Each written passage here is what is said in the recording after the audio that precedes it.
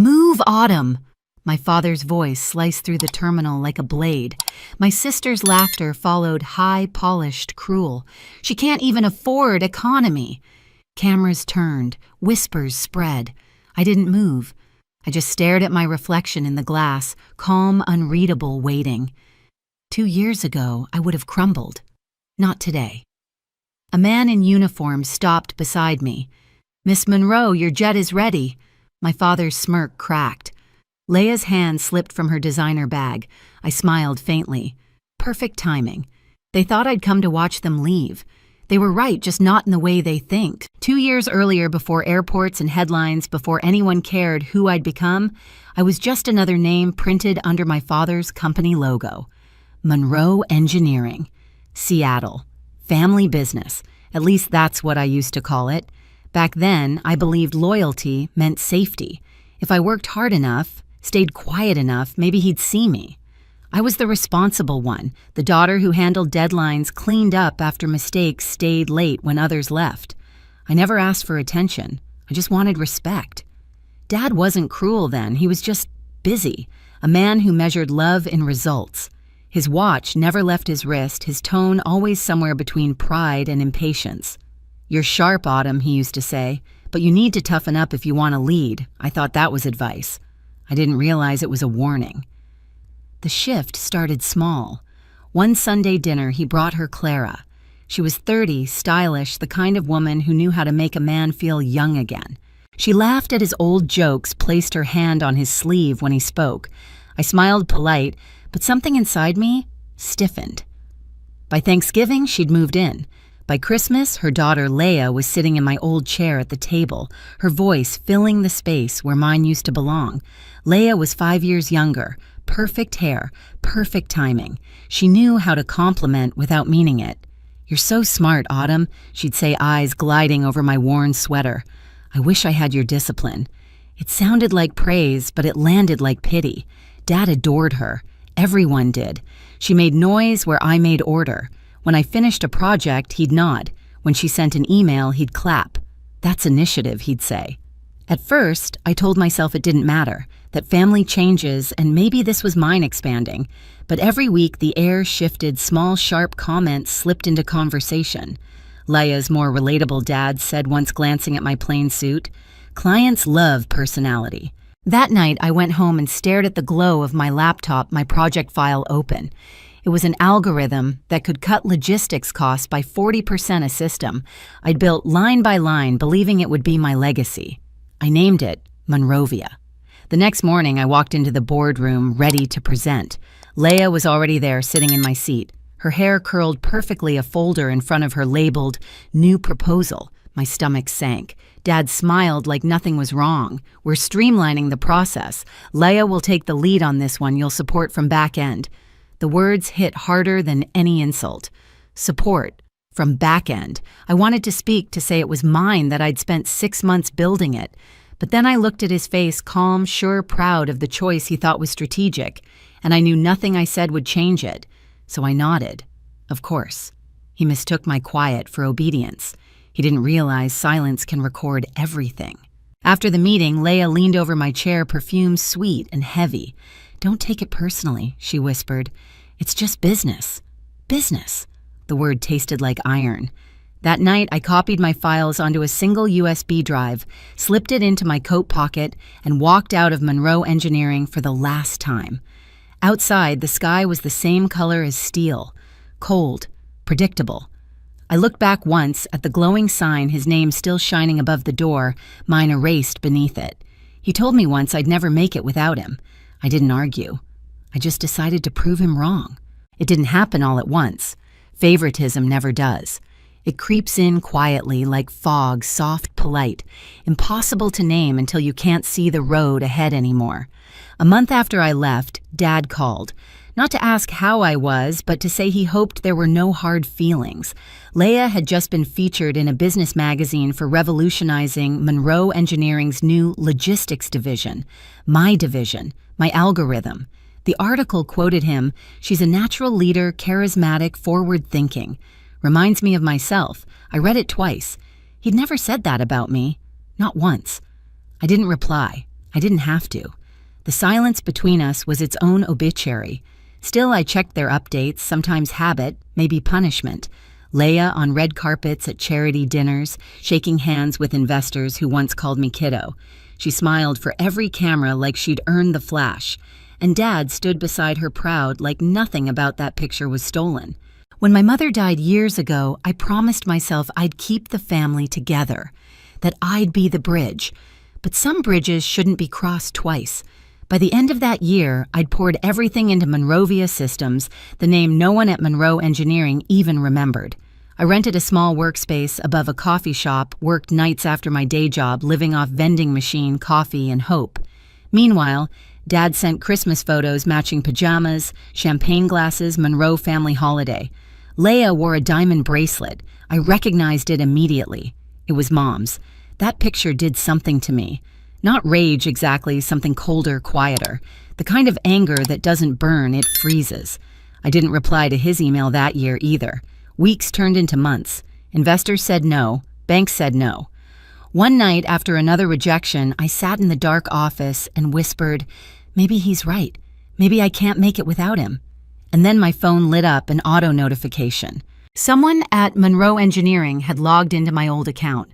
The file name flashed on my screen, Monrovia Prototype V2.0. They were still using it. My code, my work. That was the moment something inside me snapped. Not loud, not messy, just final. I shut the laptop, took a long breath, and said out loud for the first time, he'll see me, just not the way he expects. From that night on, everything changed. I started small, local contracts, small freight companies willing to test my software, then regional partners. Then one day, a major investor from New York called. He'd heard about an independent system outperforming Monroe Engineering by 200%. When he asked for the founder's name, I almost smiled. Autumn Monroe, I said. Yes, that Monroe. The following week, my company's first press article came out. The headline read, "The quiet innovator behind the future of AI logistics." Quiet. I like that word. Because while they laughed, while they clinked glasses and posed for cameras, I'd been building a storm. And storms don't announce themselves. They arrive. 2 years later, the phone rang on a gray Tuesday morning. It was my father. His number, after months of silence, looked foreign on my screen. Autumn, he said, clipped formal. We're expanding the company. There's a family event this weekend. You should come. A family event. Not a dinner, not a reunion, an event. I almost said no. But something in his tone made me curious. When I arrived, the lobby of the Monroe Tower was draped in banners, celebrating innovation, Monroe Engineering and Partners. Photographers stood by the elevator, champagne glasses sparkled, and at the center of it all, Leia. She stood on the stage beside Dad, hair shining under the lights, voice smooth into the microphone. It's an honor to unveil our latest breakthrough, Monroe VIA Systems. The name hit me like a punch. Monroe, VIA. They hadn't even bothered to change it completely. The crowd clapped. Flashbulbs popped. Dad smiled, wide hand resting proudly on Leia's shoulder. My chest tightened. The presentation continued, slides rolling behind them. My interface, my layouts, my code. Every inch of it. No credit, no trace of me. Just applause. I didn't move. I couldn't. I watched the room, every handshake, every camera flash, the way Dad's eyes gleamed when investors surrounded him. He'd taken everything. Again. When the applause faded, I turned to leave. That's when Leia saw me. She hesitated, then smiled tight, careful. Autumn. I didn't know you'd come. You didn't invite me. Dad turned surprised. You could have said hello. Don't make this awkward. I met his eyes. This, I gestured around the lights, the banners, the code I built. This is awkward. He sighed the way he always did when I didn't play along. You're being dramatic. It's just business. You should be proud. Proud of theft. Leia chimed in, syrupy sweet. Come on, Autumn. It's all in the family.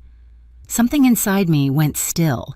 It wasn't anger. It wasn't grief. It was the sound of a door closing for good.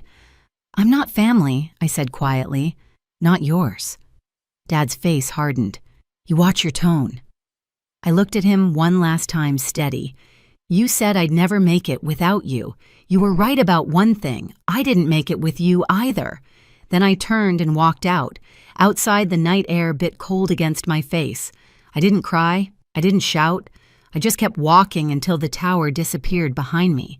That moment flipped a switch in me. I realized they would never see me unless I forced them to. Not with words, not with tears, only with success so undeniable it would silence them. When I got home, I sat at my desk, opened a new document, and wrote one line across the top: Monrovia Systems. Version 3.0. Founder Autumn Monroe. It wasn't revenge. Not yet. It was the blueprint for it. The first 6 months after that night were brutal. I worked from a secondhand desk wedged between my kitchen and the living room. The apartment was small enough that when the coffee pot hissed, I could feel the steam on my back. Most nights I'd fall asleep with my laptop still open, code glowing against my face like a heartbeat that refused to stop. I didn't have funding. I didn't have connections. What I had was an idea everyone else had dismissed: a smarter, faster logistics AI that could predict shipment delays before they happened. The same one they'd stolen and renamed. I called it Monrovia Systems again, not as a copy, but as a reclamation. People laughed when I pitched it. Investors wanted experience, not integrity. Banks wanted collateral. I had neither. So I sold my car, then my jewelry. I moved into a smaller place, just me and the hum of a machine that felt more alive than the people I'd left behind. My assistant came later, Sophie, a bright 20-something, who believed before there was any reason to. She handled calls while I coded through the night, whispering things like, "They're going to regret underestimating you." I didn't respond, but I heard her. Year 1 bled into year 2, and something shifted. A small shipping company in Portland signed with us, then another in Chicago. Then one morning, I woke to an email that made my hands shake. Subject: Partnership Inquiry, Global Tech Logistics. By the end of that month, Monrovia Systems wasn't a dream anymore. It was a corporation, my corporation. And somehow word got out. The same industry blogs that once featured Leia started running stories about the mysterious founder taking over the logistics field. A few even asked if I was related to the Monroe family. I ignored the messages. I wanted silence to do the talking. Then came the Global Tech Summit, New York City, fall, the biggest event of the year. Monrovia Systems had been chosen as the keynote sponsor. When Sophie told me, I just said, "Good. Make the arrangements." 2 weeks later, I was standing in Terminal 3, the same terminal where 2 years earlier my father and Leia had laughed as I walked away. I wore a simple navy suit, hair pulled back, no jewelry except a watch that used to belong to my mother. The flight board flickered. New York, boarding first class. That's when I heard it. Move Autumn. The same tone, same edge. Like no time had passed. Leia's heels clicked on the polished floor. "She can't even afford economy," she said, voice sweet and venomous. People looked. Phones lifted. The air shifted, heavy and electric. I didn't move. I didn't look at them. I watched my reflection in the glass, calm, unreadable, waiting. 2 years ago, I would have crumbled. Not today. Then came the sound that changed everything: boots. Polished. Firm. A man in a navy uniform stopped beside me, posture crisp. "Miss Monroe," he said, "your jet is ready." Every noise in the terminal seemed to vanish. My father froze mid-smirk. Leia's hand slipped from her designer bag. Her boarding pass fluttered to the ground. I turned slowly, offering the faintest smile.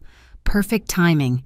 Gasps rippled. The crowd parted as I followed the officer toward the private terminal.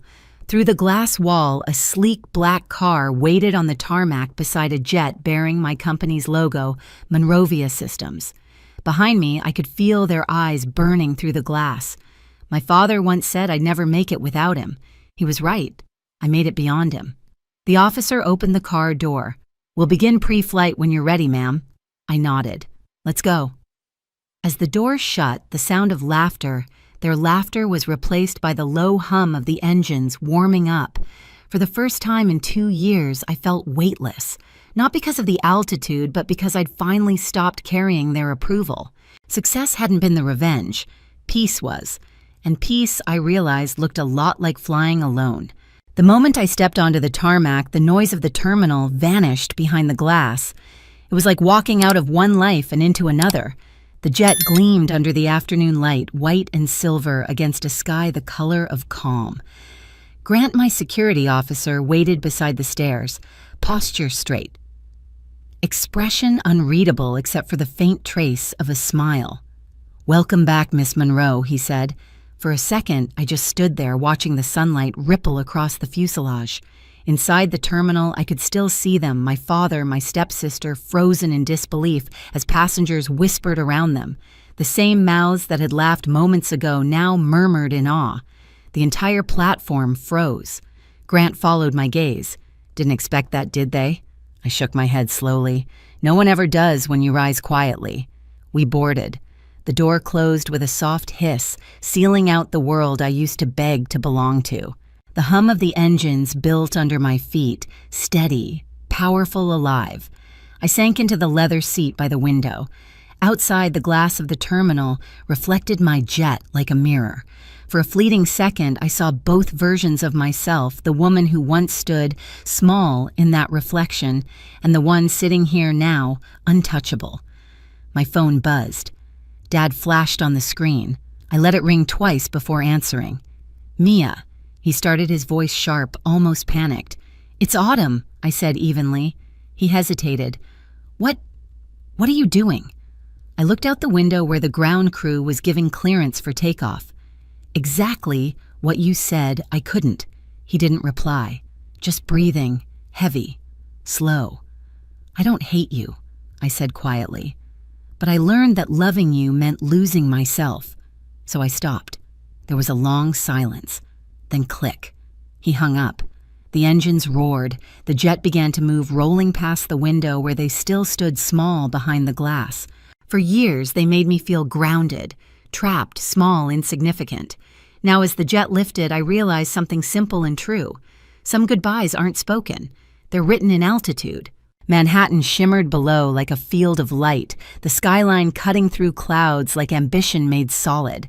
Grant brought me a glass of water, but I barely noticed. My eyes stayed on the horizon. In that glow, I thought about everything that had led here: the boardroom, the laughter, the airport. Every time they said I wasn't enough, I had believed it a little, until I learned belief doesn't have to come from them.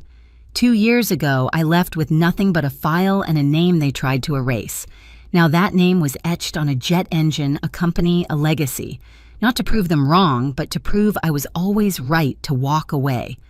My phone buzzed again, dozens of missed calls from the same number. I turned it face down. Some echoes don't deserve answers. Through the glass, the clouds parted, soft, endless, weightless. I smiled to myself, a real one this time. They thought I came to watch them leave. Turns out I was the one taking off all along. If you've ever been underestimated by your own family, if you've ever had to choose peace over approval, remember this: you don't owe anyone smallness just because they're comfortable with it. Tell me, have you ever had to walk away to find your peace? Leave your story in the comments, because sometimes the quietest exits make the loudest returns.